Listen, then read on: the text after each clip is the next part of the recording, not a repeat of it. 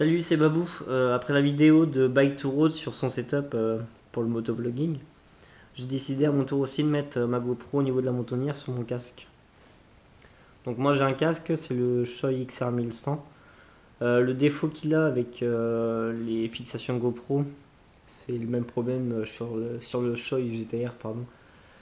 Et peut-être d'autres, hein, mais je sais que chez Shoei, c'est le fait que leurs casques sont assez incurvés au niveau de la montonnière en fait. Toute cette surface là en fait c'est un peu biseauté, c'est légèrement biseauté, donc que ça soit une fixation plate, j'en ai pas là, mais ça c'est une incurvée, hein. Elle pose la surface de contact en fait, elle est pas entière, il reste souvent un angle comme celle que j'ai collée là qui touche pas. Donc ce que j'ai fait moi, c'est que j'ai repris l'ancien scotch 3M de mon ancienne fixation qui était là auparavant, qu'on peut voir sur ma première vidéo, afin de pallier le petit trou ou la surface de non-contact qu'il y avait sur ma fixation ici. Donc j'ai découpé ce que j'avais besoin et j'ai rembourré entre guillemets le trou par l'ancien scotch 3M que j'avais. Donc comme ça au moins je suis sûr de ne pas retrouver ma GoPro par terre euh, à la moindre accélération ou dès que je vais prendre ma GoPro sur avec mon casque. Donc pour ce qui est de la fixation, j'ai pris ce que disait Bike to Road dans sa vidéo. Donc les deux accessoires de base de ma GoPro, une fixation incurvée plus le plat, et le helmet front mount que j'ai trouvé à 17 € chez Decathlon. 17 € pour deux bouts de plastique et un scotch 3M. Bon après hein, c'est GoPro, c'est le prix, hein, mais bon ça fait mal où je pense. Mais bon, hein, j'en ai avoir besoin quand même, donc on peut prendre peut-être du chinois ou autre, mais bon ça risque peut-être de casser. Quoique en GoPro ou pas, ça casse quand même aussi. Mais bon, 17 € quoi. Donc hein, au final, je l'ai quand même. Donc pour revenir à ça, j'ai fait le bras articulé, le même bras à peu près qu'il a fait, hein, de toute façon. J'ai suivi ce qu'il montrait dans sa vidéo, afin d'avoir ma GoPro au maximum au milieu de mon casque. Là il manque peut-être un petit chouïa en fait, que je pourrais rajouter par une petite extension là, afin de l'avoir vraiment au milieu.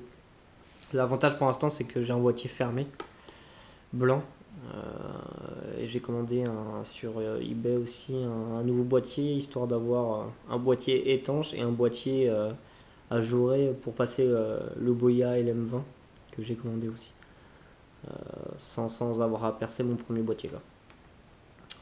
Voilà. Et l'avantage, c'est que en étant pas tout à fait centré, ça me permet d'ouvrir et de fermer mon aération sur mon casque en fait. Donc hein, on va pas se plaindre aussi. Après c'est à tester aussi sur la route, voir s'il n'y a pas trop de manipulation et si c'est pas trop gênant pour l'ouverture de la visière. La visière je m'en fais pas, hein. C'est plus au niveau de l'aération. Hop, là. C'est au niveau de l'aération, il faut que je m'arrête à chaque fois pour regarder dans le rétro où est-ce que j'en suis avec le doigt pour ouvrir et fermer. Non, donc je pense pas qu'il y ait de problème là-dessus. Donc voilà, c'était pour montrer que même sur un Shoei XR 1100 avec un petit bras articulé, on arrive quand même à avoir la GoPro au niveau du menton et centré. Et la petite, j'ai fait la même chose que lui en fait au niveau des vis. J'ai laissé celle-ci quand je vais enlever rapidement ma GoPro. Comme ça, je me prends pas la tête avec les vis que j'ai mises là par exemple. Je l'enlève et basta. Alors que là, hop hop, j'ai mis deux vis du 5x20 comme il avait dit dans sa vidéo. Par contre, elles sont en zinc, donc à la moindre goutte d'eau, elles vont rouiller. Bon, pour des premières, on verra bien. Mais c'est vrai que si vous faites la même chose que lui ou moi, hein, bah, j'ai fait la même chose que lui. C'est bien de prendre des vis en inox, hein, comme disait un commentaire, un mec dans ses commentaires. Pour les prochaines, je verrai, mais pour les premières, ça ira. C'est vraiment de prendre des vis inox qui vont pas rouiller à la moindre goutte d'eau. Après, je les ai mises en bas pour éviter ça, on verra bien. Et puis, c'était un kit de 9 vis, donc hein, j'ai de quoi changer.